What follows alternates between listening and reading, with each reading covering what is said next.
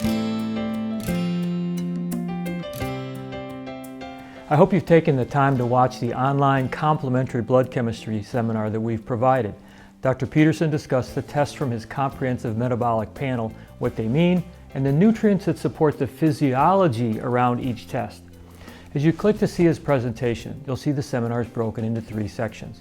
The first section centers around tests involved with blood sugar, the second, inflammation, and the focus of the third session is the microbiome. With 70% of Americans having at least one chronic illness, the information in this seminar is a must.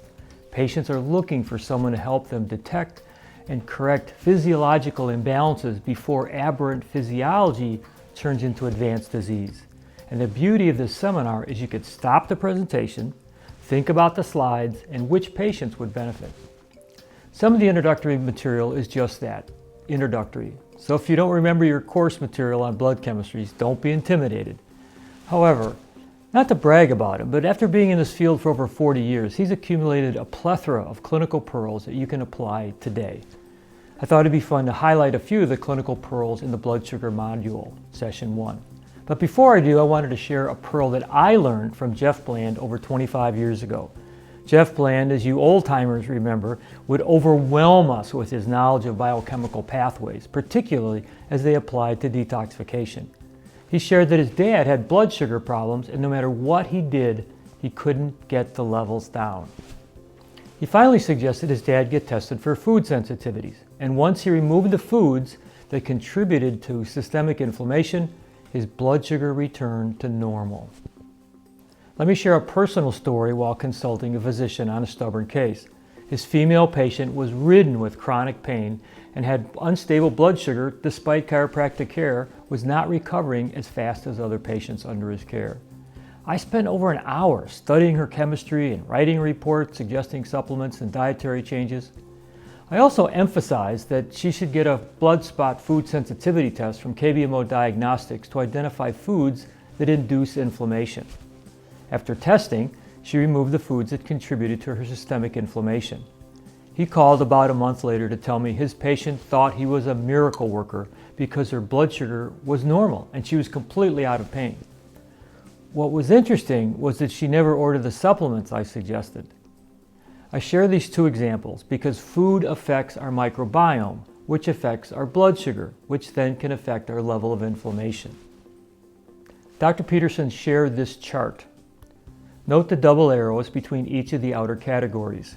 Just as the microbiome affects blood sugar affects our microbiome. Each of these categories, stealth infection, stress, toxins, pH, nutrient deficiencies, lifestyle and diet, circadian rhythms, microbiome, blood sugar, and hormonal imbalances are all interconnected.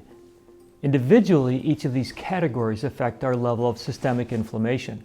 But when dysfunctional, their collective effect intensifies.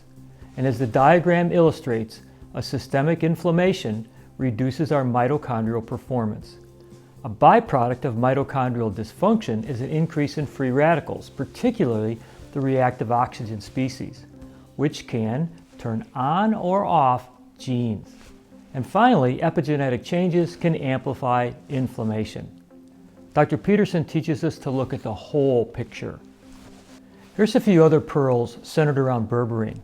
Dr. Peterson shared this quote: "Berberine scores over metformin as an anti-diabetic by certain pharmacological mechanisms like alpha-glucosidase reductase inhibition, release of GLP-1, modification of gut microbiota, inhibition of enzyme dipeptidyl peptidase 4, and as an insulin mimic.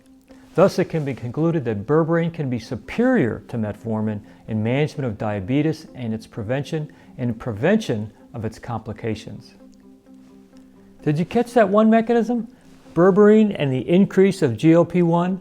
GLP-1 is the focus of Ozempic, Wegovy, and drugs designed to induce satiety without the side effects. We've heard that berberine activates the AMPK pathway as an alternative energy source. But he also shared another study that berberine has anti-adipogenic, anti-hyperlipidemic, anti-inflammatory, and antioxidant properties. Remember our graph? He shared another study that berberine has possible therapeutic value on chronic kidney disease, to ameliorate chronic kidney disease by supporting the microbiome through the gut-kidney axis.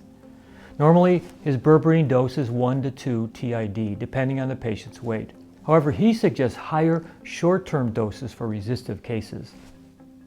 Berberine breaks down the biofilms many dysbiotic organisms secrete. In that case, he doses to fire in the hole, short-term.